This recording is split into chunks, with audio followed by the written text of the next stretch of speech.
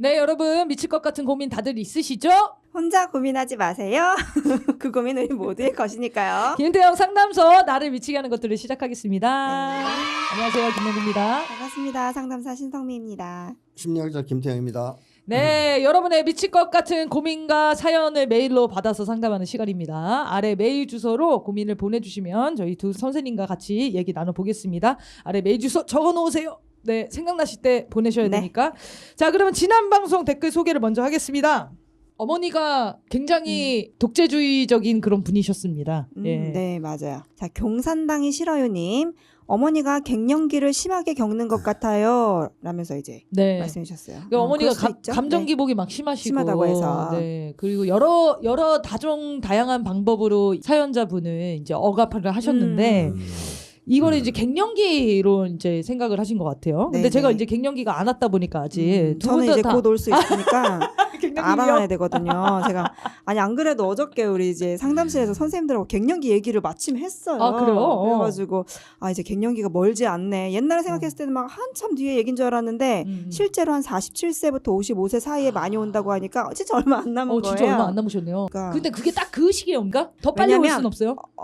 폐경과 관련돼서 그래요. 갱년기 기간이 뭐냐면 폐경을 되려면 이제 들쑥날쑥 하다가 결국에는 완전 폐경이 되는데 네네. 완전 폐경된 후부터 1년까지를 이제 그 갱년 기간, 이제 갱년기라고 하는 거예요. 네. 그게 그러면은 무조건 다 오겠네요. 폐경을 그렇죠. 다 하시는 네, 분들은. 갱년기는 이제 누구나에게 있을 수밖에 없는데 이제 그거에 대한 불편감을 어느 정도로 겪느냐는 약간씩 달라지는데 네네. 수치로는 한 50% 정도가 이제 갱년기 증상이다 이런 걸 겪고 그 중에서 한 20% 정도는 꽤 많이 힘들대요. 그러니까 한 50%는 뭐 흔히들 얘기하는 감정 기복 아니면 뭐 땀이 훅 났다가 꺼지네, 뭐 식은땀 열이 이런 거 난다고 있죠. 하더라고. 예. 얼굴이 빨개지네 이런 것들은 흔히들 겪는 거고 그 중에서 이제 20% 정도는 이제 우울감을 겪기도 하고 밤에 잠을 못 이루기도 하고 그래서 이런 감정 기복 때문에 다른 이제 2차적인 문제가 생기기도 하고 이런 것 같아요. 그거를 갱년기가 아니어도 겪을 수 있잖아요, 그죠? 감정 기복을 겪는 문제는 응, 뭐 여러 군데 근데 있을 이제 수 갱년기가 있으니까. 찾아오면 그게 더 악화되는 겁니까?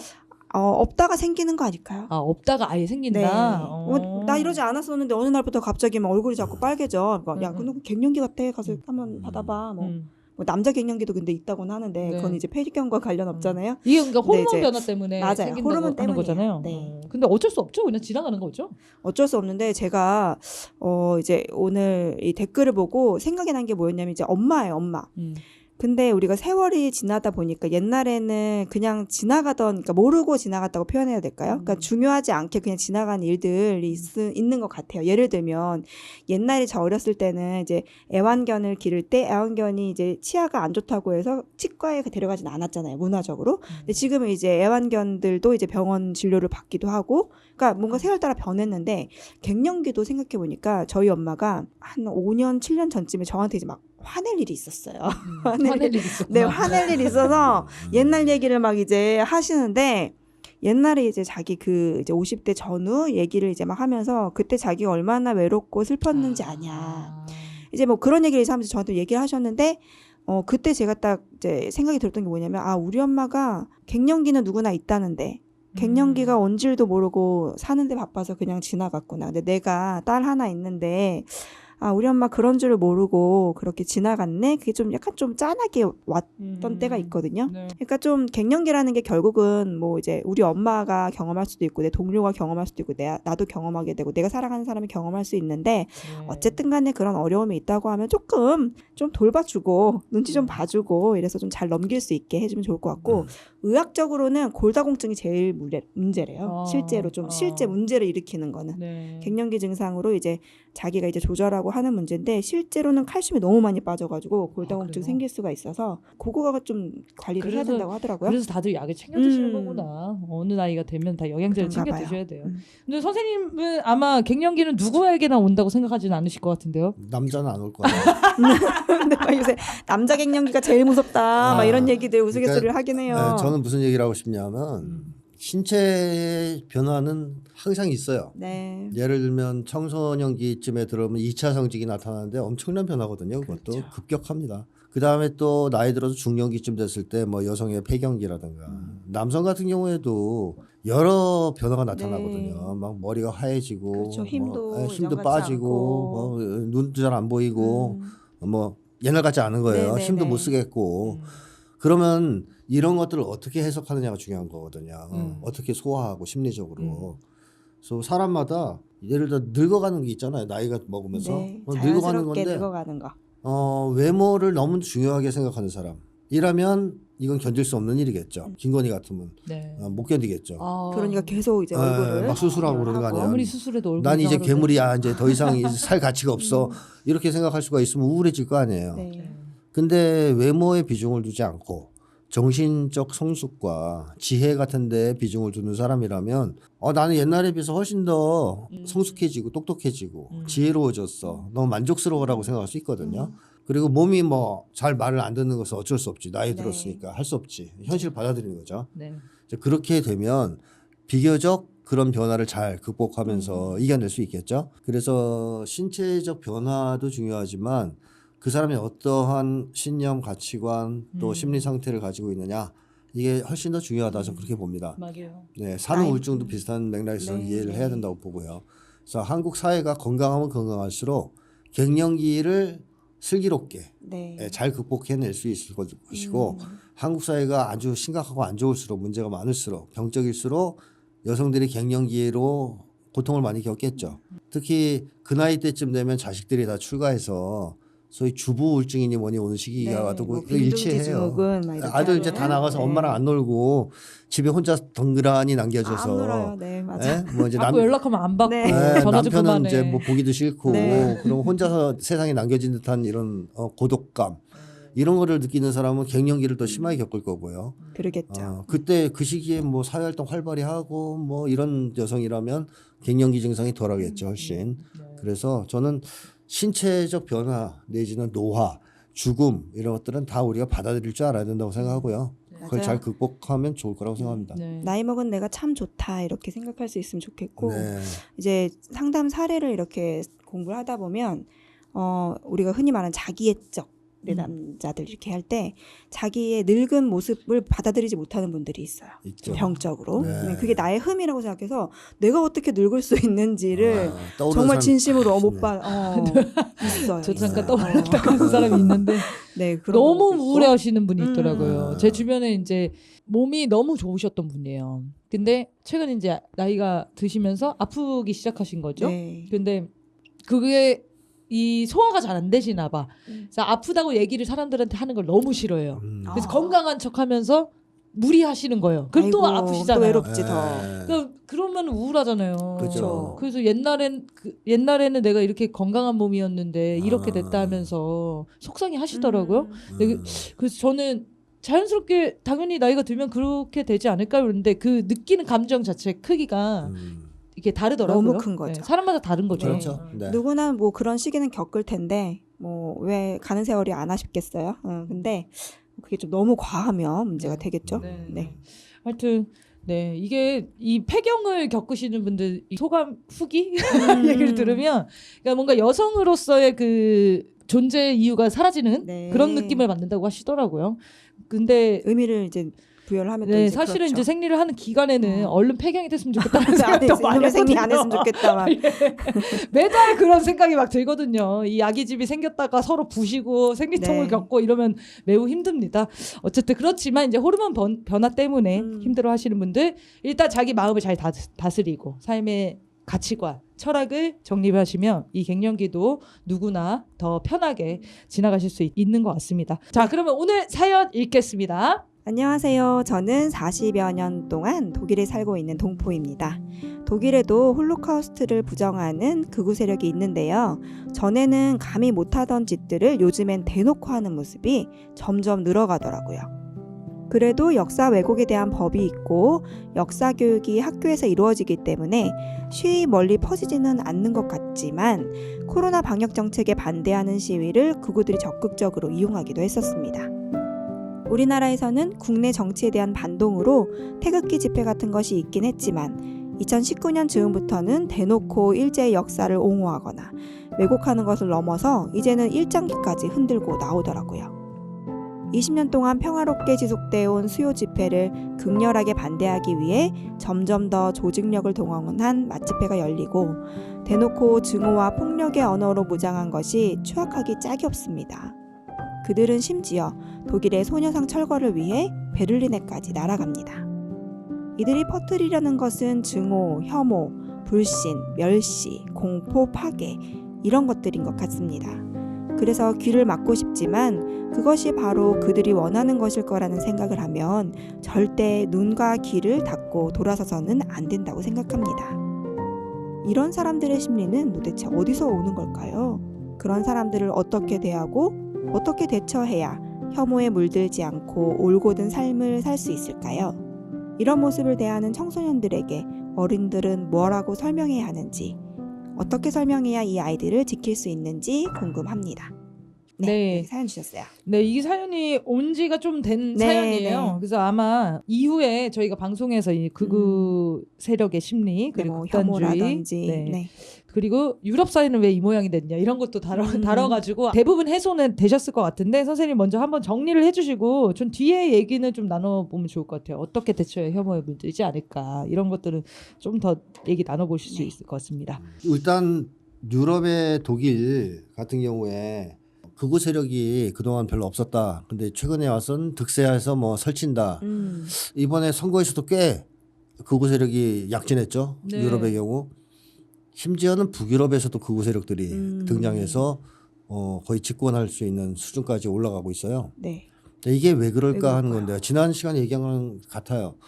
그러니까 서구가 40년대부터 70년대까지는 평등주의 정책을 펴던 시기, 그러니까 자본주의 황금기라고 하는 시기를 거치죠. 이때 북유럽 복지국가도 탄생한 거고요. 복지 모델. 그다음에 영국 뭐 서구 사회 미국 다 평등주의를 정책을 펼쳤기 때문에 사회적 불평등이라든가 또 사회적 분열이라든가 이런 것이 굉장히 약했어요. 네. 한마디로 자본주의가 살기 좋다라는 말이 나오던 시기 비교죠. 자본주의는 좋은 체제야. 좋은 거다. 이런 얘기가 나올 만한 시점이 딱 그때입니다. 40년대부터 70년대 사이. 이때만 해도 극우 세력이 발을 못 붙여요. 등장을 못 하죠. 네. 오히려 필요가 없죠. 필요가 없어요. 거기에 이제 사람들이 귀를 기울이지 않을 뿐더러 뭐 극우 세력 자체가 잘 등장을 못해서 거의 극우의 무풍지대 이렇게 이제 됐었죠. 독일도 그런 상황이었고. 네. 그런데 지난 시간에도 말씀드렸지만 80년대 이후부터 신자유주의 체제로 넘어갑니다. 사회주의 진영이 무너지면서 독점 자본가들이 더 이상 양보할 이유가 없어진 거예요. 그러니까 사회주의 무서워서 평등주의 정책을 편 거지 자본가들이 착해서 원래 마음이 있어서 그런 건 아닌 이윤 거죠. 추구 욕심이 없어서 그런 건 아니거든요. 그래서 자 때는 왔다. 이제 사회주의 무너졌겠다. 내 맘대로 할 거야. 뭐다로 네. 우리가 양보해야 돼? 그러면서 98% 떼가면 안 돼. 최고세율 뭐 98% 네. 95% 띄었다 그랬잖아요. 그거 다 없애. 그리고 그런 것도 미국에 있었어요. 법이 노동자가 받는 월급에 어느 정도 이상을 받으면 안 된다. CEO가. 노동자가 더 많이 받은 거네요. 어? 노동자가 더 많이. 노동자 월급에서 격차가 네. 벌어지면 안 된다. 이거예요. 그걸 정해놨어요. 그 이상 못 받게. 사회주의네요. 거의. 좀 사회주의였네. 그러니까 불만이 생길 리가 없죠, 그러면. 그러니까 그 당시에 상대적으로 평등할 수밖에 없는 거죠. 중산층이 확장될 수밖에 네. 없고. 왜냐하면 격차를 못 벌리게 해놨으니까. 근데 미국 자본가들 입장에서는 돌 노릇이죠.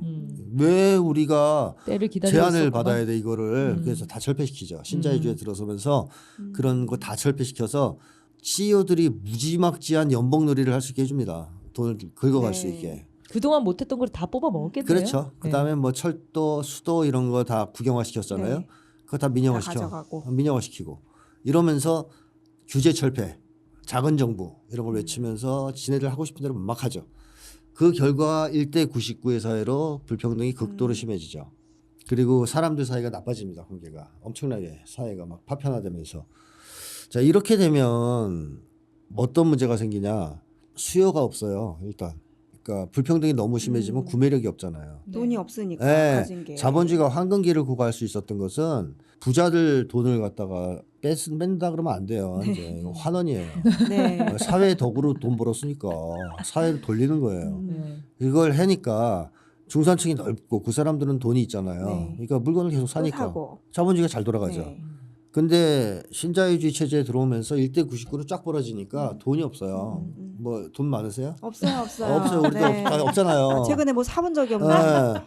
네. 우리나라만 그런 게 아니라 다 그래 세계가. 네. 그러니까 사람들이 다 돈이 없으니까 돈을 못 써요. 그러면 구매가 안 돼. 수요가 없어요. 그 공장이 안 들어가죠. 그러니 저성장으로 네. 가는 거예요. 공장이 안 들어가. 네. 아무리 열심히 만들어도 안 팔리는데 어떡합니까? 그러니까요. 자, 그래서 이런 문제를 해결을 못하고 자본주의가 침체하기 시작하는데요. 이 상황에서 사람들은 일자리도 없게 되고 또 일자리가 없는데 한국 같은 경우에 인간에 대한 차별은 또 너무 심해. 그래서 옛날 같지 않게. 네. 그래서 뭐 공장에서 일하면은 사람 취급도 안 해주고 네. 또 한 번 그런 데 발을 담그면 신분 상승도 더 이상 못하고 서열 상승도. 그러니까 그런 데서 일을 안 하려고 그래요. 힘드니까. 그럼 자본가들은 복지를 늘리고 임금을 올려주면 좋을 텐데 그렇게는 안 합니다. 어떻게 하느냐. 이주민을 받아들이죠. 더 싼 노동. 더 싼 노동력을 받아들여요. 우리나라도 지금 그러거든요. 네. 외국인들 엄청나게 들어오잖아요. 그렇죠. 그래서 해외 이주민을 계속 받아들여요. 그리고 또 자기들이 전쟁을 벌리니까 여기저기서 난민들이 발생하니까 네. 그걸 또 안 받을 수도 없는 상황이고. 네. 그래서 이주민이 많이 들어와서 저임금 일자리를 차지합니다. 네. 이런 것들을 유럽 사람들이 어떻게 이해하기 시작하느냐. 불평등은 확대되는 과정에서 이주민이 많이 들어오자. 이주민은 극우 세력이 등장하는 거죠. 쟤네들 때문이다. 우리가 이렇게 피폐한 것은. 트럼프랑 똑같은 그렇습니다. 논리네요. 트럼프가 거기서 등장하는 거죠. 저거 막아야 돼. 왜 우리 일자리를 쟤네한테 줘야 돼? 뺏어갔다. 이렇게 되니까 그때부터 이제 소위 이주민 혐오라든가 외국인 혐오라든가 이런 거를 주장하는 정당들이 등장하고 이런 정당들이 득세하기 시작하는 네. 극우 세력이 등장하는 거 아니겠습니까? 네. 북유럽도 그런 식으로 불평등이 좀 심해지고 이주민 문제가 막 발생하고 하면서 극우 세력들이 등장하고 독일 뭐 프랑스 할 것 없이 다 등장했죠. 네. 거기에다가 또 하나의 변수는 90년대, 80년대, 90년대 이후에 소위 서구 사회의 진보 세력이 다 변절했다는 것도 문제가 돼요. 그 노동당에서 누구예요? 토니 블레어인가요? 제3의 길 떠들었잖아요. 그게 이제 사실 변절 선언이거든요. 그게 변절선 약간 그 새로운 미래 같은 거군요. 우리는 맛이 갔어요. 우리는 오늘부터 원칙을 포기하고 마탱이가 간 짓을 할래요. 그 얘기. 이게 제3의 길이거든요. 그러면서 정통 소위 이제 진보 세력, 좌파라고 불렀던 이런 사람들이 다 맛이 가요. 싹 맛이 갑니다. 그래서 좌파 진영이 다 맛이 가서 네네. 정치적으로 전혀 뭐 영향이 안 되는. 그렇죠. 네. 영향을 발휘하지 못하는. 자, 이런 식으로 되다 보니까 진보 세력들이 뭘 주장하냐 하면 그다음부터는 옛날 같은 정통 개혁 또는 혁명, 자본주의 체제를 근본적으로 뒤엎자, 뭐 불평등 문제를 해결하자 이런 걸 주장을 안 해요. 환경, 인권. 네. 여성, 너무 익숙한데? 성소수자. 익숙한 흐름이야. 그러니까 미국 대사가 퀴어 축제에 나온 이유가 이거예요. 네네. 네, 미국 대사가 뭐 인권에 관심이 많아서 나왔겠어요. 그러니까 진보 정당들이 중요한 사회적 의제는 포기하고 네. 지역적인 의제들에 집중하게 되죠. 이게 제3의 길이라고도 해도 과언이 아닌데 아니 환경을 바꾸는 게 더 어려운 일 같은데 왜 그걸 포기했을까? 환경을 바꾸려면 자본주의 제도를 개혁하지 않으면 안 되거든요. 근데 그거는 이제 얘기 안 하죠. 그 얘기는 안 하고. 그냥 젓가락을 좀 좋은 걸 텀블러를 쓰자. 텀블러 쓰자 이런 것만 얘기하는 원전을 거. 쓰지 말자 뭐 이런 거. 그렇죠. 하여튼 그런 식으로 자본주의가 변질되면서 녹색당 같은 경우에는 자본주의 모순은 전혀 언급하지 않습니다. 거의. 그냥 환경보호 운동만 하죠. 죽으라고. 그러다 보니까 갈색당이라는 이제 조롱까지 말을 색깔이 변했다. 녹색이 아니라 이제 아쉽죠. 네. 저희들은 갈색당이다. 자 이렇게 된 건데 한국 정의당도 비슷한 케이스라고 보면 돼요. 자 이렇게 맛이 가니까 대중들이 의탁할 데가 없잖아요. 진보 정당이 있으면 이런 문제에 대해서 진보 정당의 앞장서만 같이 힘을 합쳐 싸울 텐데 그런 정당도 없겠다. 그러니까 극우한테 더 쏠리는 거죠. 게다가 또 하나의 문제는 서구 사회에서 극우주의자를 소위 이제 극우 노선을 좀 찾는 사람들이 그래도 나름 민족주의 성향이 있다는 거예요. 약간 헷갈리기도 하잖아요. 네, 민족주의랑 트럼프처럼. 극우. 우리나라는 네. 좀 달라요. 달라요. 우리나라는 민족주의 성향이 일자 없잖아요. 네네네. 그러니까 이게 민족주의 성향이 있어요. 그러니까 자기네 나라 자본가들을 좀 보호하려는 측면과 자국을 우선시하려는 측면이 있다 보니까 유럽의 극우들이 우크라이나전 같은 거를 반대하는 경향이 있습니다. 오늘날의 시대는 사실상 미 패권을 유지하려고 하는 세력들, 서구의 독점 자본가들 또는 뭐 우크라이나를 중심으로 한 규칙 기반 세계 질서를 주장하는 세력과 다국화를 주장하는 세력 뭐 또 달리 얘기하면 자주화를 주장하는 네, 세력이에요. 네. 각 나라가 모두가 독립해서 제국주의 지배 없이 살자 이런 걸 주장하는 쪽인데 맹렬한 충돌이 벌어지고 있잖아요 지금. 이 상황에서 이제 우크라이나전이 벌어지는데 여기에 소위 진보 정당이니 뭐 소위 이제 유럽의 3인당 이런 데가 다 우크라이나를 지지해 버리는 거예요. 진보 진영이라고 불리는 네, 쪽이, 좌파들이. 그러니까 맛이 제대로 간 거죠. 야, 이건 대혼돈인데요. 네, 지금 근데 반전은 안 하시나 봐요. 근데 또 황당한 것은 극우라고 얘기하는 트럼프는 이런 애들을 네. 소위 유럽에서 거기 이런 전쟁 애들이 반대하고. 우크라이나전을 반대해요. 네. 왜 우리가 쓸데없이 침략 전쟁을 벌여가지고 그 러시아랑 척지고 경제를 말아먹고 이러냐? 우리는 반대. 그러니까 이게 헷갈리는 거죠. 이거 그러네요. 우리나라보다 지금 진보 그러네요. 보수가 더 헷갈려요. 네. 저기까지. 무지하게 헷갈리는 거예요. 이 어디다가 동네가. 그거 딱지를 붙여야 되는지 그러니까. 모르겠어요. 그러니까 유럽에서 극우의 부상은 이민자 배척이라든가 뭐 이런 걸 주장하는 혐오, 정치의 소산이기도 하지만 또 한편으로는 우크라이나 전에 대한 소위 진보를 주장했던 진보를 표방했던 정당들의 타락 네. 그리고 제국주의에 야합하는 모습 이런 것 때문에 국민들이 이쪽을 찍는 것도 상당합니다. 그러니까 아주 복합적인 네네. 현상이라고 봐야 되겠죠. 자 이런 상황이 이제 유럽에서 극우가 득세하게 됐다 이렇게 이제 말씀드릴 수 있어요. 아니 역사 왜곡 법도 있고 독일이 사실 그런 나치 청산을 엄청 네. 열심히 했던 데잖아요. 지금도 처벌법이 있고 지난달인가 할 때 98세 또 할머니 또 처벌받던데. 근데 이런 게 법적으로 강제돼 있는데도 극우가 등장하는 거는 네. 어떻게 이해해야 되죠? 그만큼 사회가 맛이 갔다는 얘기죠. 어. 자 독일이 그런 정도로 역사 청산을 하려고 했던 이유는 뭐냐면 자기들이 잘못했다는 것도 있고 그다음에 오역의 역사를 다시 겪지 않겠다. 네. 뭐 이런 것도 있겠죠. 뭐 남이 침략했지만 그 대가로 침략을 당해서 네. 그 이후에 패전국으로서 고생을 무지하게 하지 않았습니까? 그러니까 뻘짓하지 말자 이제 이런 것도 있었어요. 그래서 독일이 메르켈만 해도 러시아랑 친하게 지내는 노선을 취한 거예요. 네. 왜냐하면 러시아산 그 가스를 받아야 싸거든. 네. 그래가지고 맞아, 독일 그런 경제를 일도 막 있었어. 살렸어요. 네. 러시아 값싼 가스를 받아들여가지고 독일 경제를 막 살린 거죠. 네. 그때는 미국이 막 메르켈한테 야 러시아하고 러시아 이렇게 편드냐? 친하게 지내지 마. 그래도 엿먹어 그러면서 계속 했거든요. 네. 그러니까 미국에서 메르켈 엄청 싫어하잖아요. 네. 그리고 이제 날리고 숄츠가 됐는데 와 숄츠는 완전히 그 미국의 앞잡이에요. 아이고. 그래서 우크라이나전 제일 열심히 앞에서 그래서 독일 경제가 지금 완전 몰락하지 않았습니까? 그렇군요. 전기세를 못 내가지고 저기 전기를 진짜. 끊는 데잖아요 지금. 마크롱도 그렇고요. 네. 그러니까 얘들이 그렇게 뻘짓을 해가지고선 나라를 말아먹은 거 네, 아니에요. 네. 그러니까 무슨 얘기를 하는 거냐? 독일이 이렇게 된 데는 결국 주체성과 독립성을 상실해서 그런 거다는 거예요. 메르켈만 해도 미국에게 좀 개기면서 네. 자기 자국을 위해서 노력을 했지만 숄츠니 마크롱이니 이런 애들은 자기 나라 사람들을 위해서가 아니고 미국을 위해서 뛰는 거예요. 그러니까 자기 나라는 엉망이 되지 않겠습니까? 네, 네. 그러니까 이런 사람이 등장할 정도로 네. 서구 사회가 미국 일극 패권의 후유증을 겪고 있다는 겁니다. 그러니까 미국이 일극 패권 시대가 되면서 전 세계를 쓸면서 네. 다 망쳐놨어요. 사람들을. 유럽이 사실 미국한테 엄청나게 뜯긴 거잖아요 지금. 그렇죠. 네. 군사도 뜯기고 경제도 뜯기고. 남 얘기는 아닌데. 그 시간이 들던데. 남 얘기는 아 그거였구나. 네. 네, 하여튼 그래서 독일의 이 극우 세력이 이 성장하는 이유에 네. 대해서 얘기를 해주셨는데 지금 독일의 베를린 얘기하셨는데 그 소녀상 철거하는 거 네네네네. 일본이 이제 압박을 넣어가지고 네. 일본이 뭐 대사도 보냈나 하여튼 그래서 지금 어. 실제로 이제 곧 철거된다고 하더라고요. 참. 막지를 못했어요. 왜냐면 우리 정부가 아무도 항의를 안 하니까. 하거든요.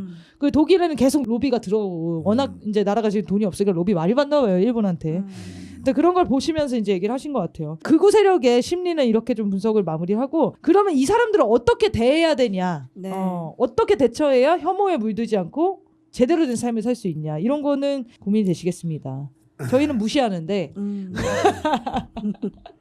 저는 이제 상담에서 이제 혐오 감정에 이제 휩싸인 사람들을 만날 수도 있잖아요. 그러면 이제 뭐 이렇게 내팽개칠 수는 없죠. 내팽개칠 수는 없죠. 상담을 모셨으니까. 네. 저는 이제 인간의 근본이 혐오하는 반대라고 생각하니까 이 사람한테 그래도 그 밑에 진짜 인간적인 마음이 있겠지라는 걸 굳게 믿고 네. 매번 이제 마음을 이제 다스리면서 얘기를 하는데 혐오가 왜 생기냐 당신한테 왜 그런 마음이 생겼냐를 좀 물어보는 것 같아요. 그래서 혐오도 여러 가지가 있잖아요. 뭐 맘충도 있고 뭐 남녀 간의 혐오도 있고 뭐 나이 요새는 이제 뭐 급발진 사고를 비롯해서 이제 뭐 70대가 들어가는 뉴스들이 너무 많이 나오더라고요. 네, 그러니까 고령화 이제 연령을 사회, 네, 나누는 이제 여러 가지가 있는데 그 중에서도 자기가 좀 꽂히는 게 있다 이러면 이제 그런 걸 좀 찾아가지고 왜 이게 당신한테 그럴까 이런 걸 좀 물어보고 하는 편인데 제가 그런 얘기를 하면서 좀 느끼는 건 뭐냐면 이 사람들이 아주 초반에는 오히려 자기 주장을 잘 못했던 사람들이 많다고 느낄 때가 많아요.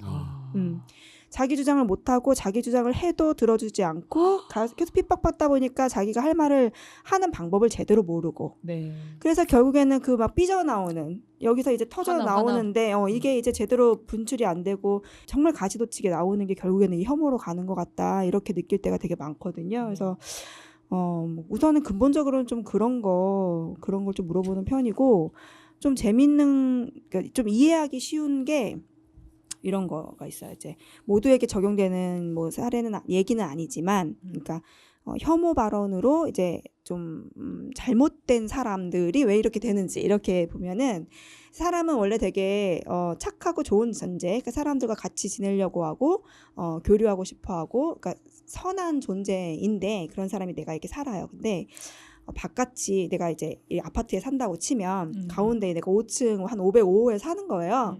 1층부터 10층까지 이렇게 사람들이 있는데 바깥이 다 나쁜 놈이래. 옆집도 나쁜 놈 살인마가 살고 왼쪽도 살인마가 살고 우리 위층도 살인마가 살고 그래서 이제 세상이 나쁜 것을 많이 듣고 그리고 또 내가 뭔가를 했는데 거기에 대한 반응이 나빴을 때 그러니까 세상이 다 무서워지면은 맨 처음에는 쫄아.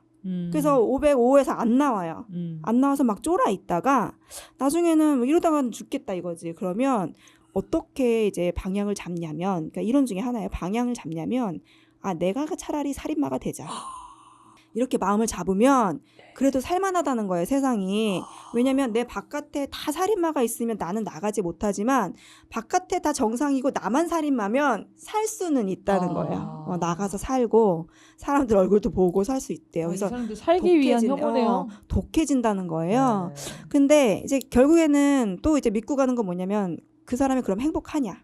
근데 결국에는 그 악마로 변한 자기를 보면서 굉장히 큰 슬픔에 빠지겠죠. 네. 결국은 생각해야 돼, 자기를 짠하게. 버리겠죠. 그래서 상담에서는 다양한 사람들을 만나니까 저희도 인간인데 얘기를 듣다 보면 올라올 때도 있고 이해 안 될 때도 있고 하는데 뭐 물론 이제 무조건 편들어주냐 이거는 아니에요. 근데 그 사람이 왜 그럴까 이렇게 생각하는 그 근본적인 이해를 하려고 좀 이런 시도들을 해보는 편이고요. 네. 그리고 이제 청소년들에게 참 이 질문을 이제 여러 번 고민하고 제가 또 상담실에서 선생님들께도 막 돌아가면서 물어봤어요.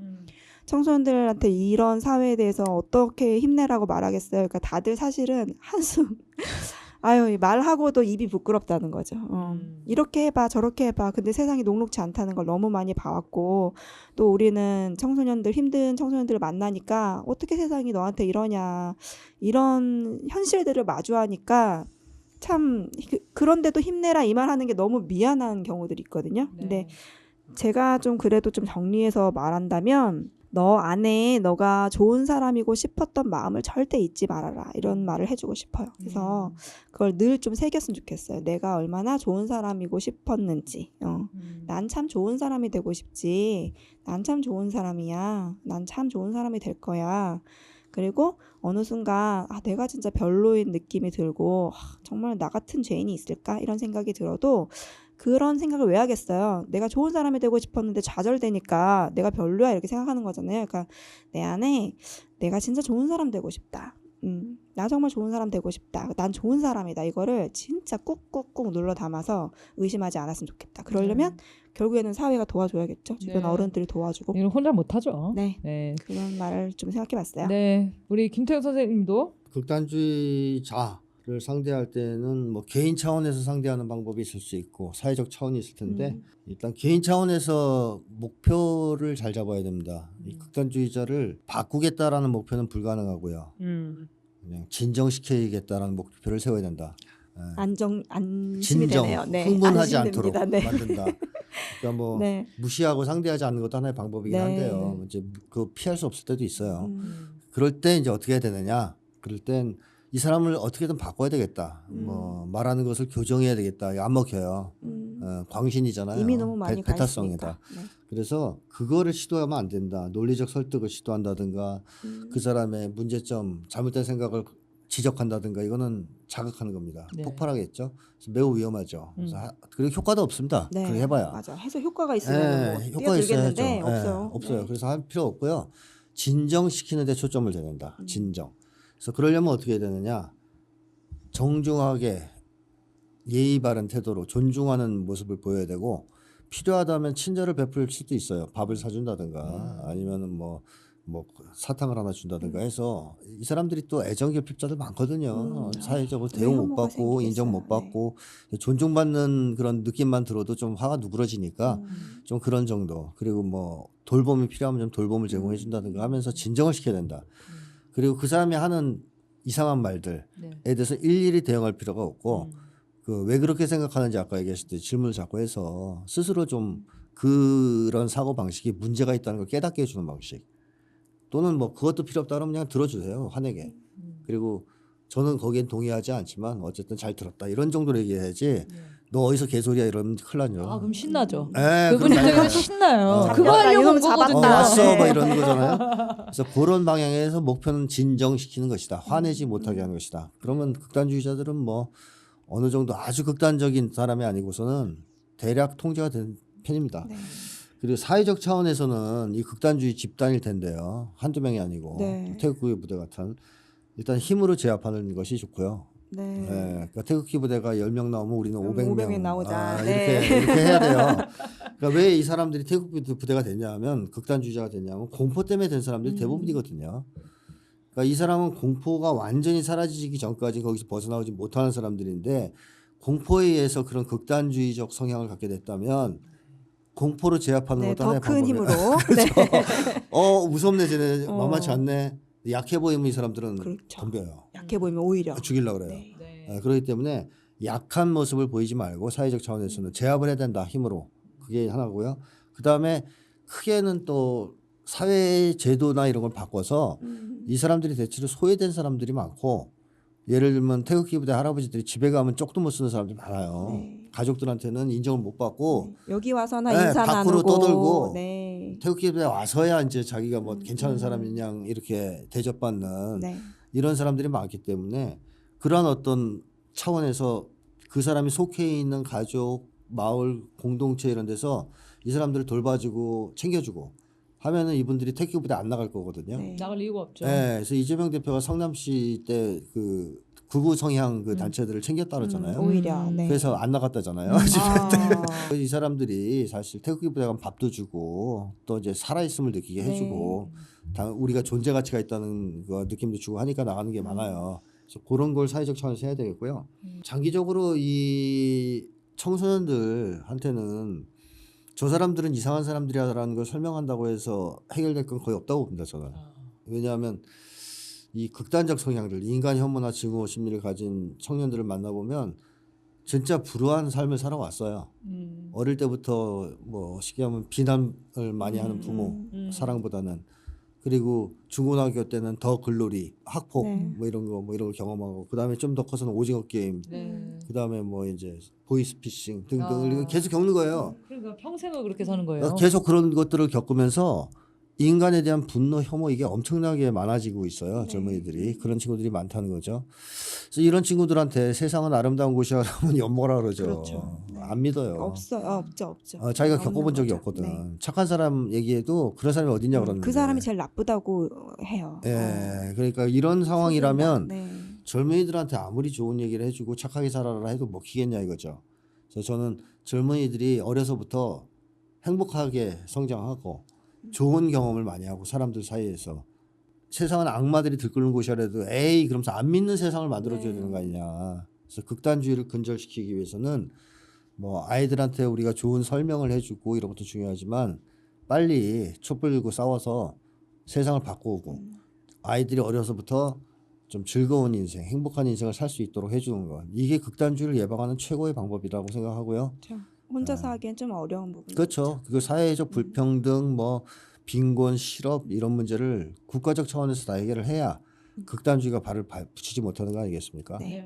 네, 예전에 우리 저기 성조기 부대에 가신 어떤 어머님인데 매주 우리 촛불 준비하고 있으면 일찍 나오셔가지고 이렇게 뒤에 이제 부스에 자봉단이 간식 같은 거를 이렇게 마련하면은 그 간식을 다 집어가세요. 성조기 분인데, 네, 네? 성조기 분인데. 네, 성조기 분인데 그래서 어머니 저기 태극기 부대신데 왜 네. 여기서 이걸 가져가시냐? 그러면 이제 뭐라고 할 때 설명을 하시는데 늘 와서 물건을 가져가시는 거예요. 음식이나 물건을 가져가시기도 했던 것 같아요. 근데 이제 사람들이 처음에는 화를 내다가 이러시면 안 된다 하다가 오시면은 필요하신 게 뭔데요? 그래서 그러면 햄버거 드릴까요? 그럼 햄버거 드릴 테니까 가세요. 네. 태극기 부대 가시면 되잖아요. 이렇게 하면서 안내를 해드리거든요. 그 다음부터는 그렇게 충돌이 안 났거든요. 그 전에는 저희도 어떻게 될지 잘 모르겠으니까 뭐 싸울 수 없고 뭐 음식 뭐 아깝다고 안 줄 것도 아니잖아요. 되게 친근하게 지내요 요새. 인사 오셨어요? 아이고 그만 가세요 이제 막 이렇게 얘기를 하기도 합니다. 그리고 극우 세력 대응 관련해서는 제가 이제 많이 대응을 해봤는데 이게 이제 멘탈을 잡는 게 제일 중요하거든요. 쟤네가 하는 말이 귀에 콕콕 걸리게 해요 일부러. 그렇겠죠. 네. 네. 짜증나게 사람 막 얼굴로 뭐 비하한다든지 이제 혐오하고 모욕하고 그런 발언들만 해요. 감정적으로 분노를 일으키게. 근데 그 사람들이 원하는 게 그거거든요. 저는 그런 느낌이었어. 자기랑 다 똑같은 사람이다를 자기가 확인하고 싶나 봐요. 그래서 더 이렇게 화를 네. 내게 하고 너도 결국에는 우리도 똑같지? 화를 내잖아. 그럼 너 똑같은 똑같지? 놈이잖아. 그거를 흡족한 상태로 집에 돌아가시는 것 같은 느낌? 그래서 똑같이 반응하면 안 된다. 이게 진짜 핵심인 것 같아요. 그래서 아까 얘기한 것처럼 진정시켜야 된다. 그래서 분명히 도발을 여러 개 걸거든요. 예를 들면 이제 한동훈 대한다고 생각하시면 돼요. 한동훈 도발을 여러 개 걸잖아요. 네, 깐족깐족. 저는 막 그런 걸 막 멘탈 털리거든요. 그럴 때 네. 차분하게 침착하게 그 이야기를 하시는 이유가 뭐죠? 되게 정중하고 예의 바르게 대하잖아요. 그러면 그 사람이 자기랑 다른 부류라고 생각해요. 갑자기. 그래서 대응을 잘 못해. 그런 다음에 그 사람 공격을 안 하고 옆에서 화내는 사람이 다시 다시 잡고 잡혀. 또 공격을 해요. 그래서 이렇게 대응하시는 게 제일 좋아요. 보니까 이게 소녀상 반대하러 시위 오고 이런 사람들인 것 같아요. 이 극우 단체들이. 한국에서도 가는 그 사람들 저희가 맨날 소녀상 앞에서 만나는 사람들 같거든요.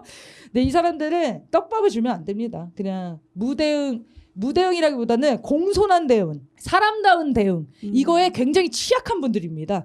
그렇게 하기 시작하면은 자기가 얼마나 수준이 떨어지는 짓을 하고 있는지 어느 순간 현타가 오는 것 같더라고요. 그 사람들이. 자기 예상하고 너무 달라지니까 네, 그쵸. 어떻게 할지 모를 것 같아요. 예상한 반응을 보여주시면 절대 안 돼요. 네. 다른 반응을 노래를 부르시던가 갑자기 다른 반응을 하면은 당황해서 도망갑니다.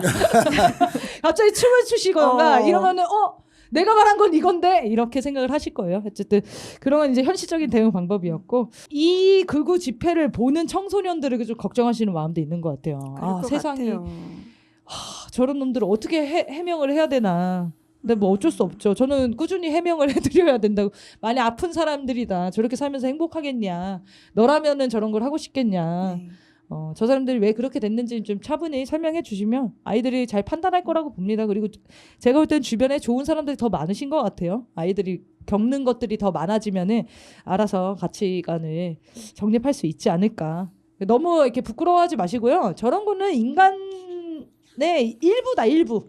그거를 강조하시면 될 것 같아요. 그러면서 한국에 봐라. 우리 조국에서 지금 촛불 드는 사람들 사진도 좀 보여주시고 이렇게 세상을 바꾸려고 노력한다. 그러면은 아이에게는 도움이 되지 않을까 맞아요. 싶습니다. 생각해보니까 릴스 같은 거 볼 때도 그런 거 있잖아요. 자극적인 뉴스를 계속 올리는 릴스도 있는데 막 세상에 따뜻한 거 다 모아놓은 릴스 있잖아요. 맞아. 그런 걸 좀 믿으면서 세상에, 인류애가 피어나거든요. 그러면 인류애 피어내는 것들을 좀 이렇게 정기적으로 해야 되겠다 싶은 생각도 드네요. 저도 그런 거 막 이렇게 종종 뜨거든요. 뭐 이런 거 있잖아요. 막 임산부인데 막 걷지 못하면은 갑자기 주변 모르는 사람들이 도와주는 그런 몰카들. 맞아. 정기적으로 해줬으면 좋겠어요. 최근에 어떤 젊은 남자애가 넥타이를 잘 못 매고 있으니까 맞아. 길에서 계시는 그냥 아버님들이 자기 자식 생각나서 넥타이를 매주고 오늘 잘해라 막 잘할 맞아 것 맞아 눈물 나더라고. 이거를 좀 정기적인 네. 프로그램으로 좀 부탁을 드리겠습니다. 네. 좋은 나라를 만들기 위해서. 좋은 사람이 아직 많다는 거 네. 믿어야 될 것 같아요. 네, 고맙습니다. 사연 보내주셔서 감사하고요. 도움이 되셨으면 좋겠습니다. 또 후기가 궁금합니다. 그래서 들으시고 또 궁금하신 게 생기면은 바로 사연 보내주시면 되겠습니다. 자, 그러면 오늘 방송 이렇게 마무리하려고 하는데요. 여러분의 미칠 것 같은 고민과 사연들 아래 메일 주소로 보내주시면 되겠습니다. 편한 마음으로 사연 보내주십시오. 김태형 상담소 나를 미치게 하는 것들 매주 목요일 7시에 업로드 됩니다. 오늘 방송은 이렇게 마치겠습니다. 다음 주에 뵙겠습니다. 감사합니다.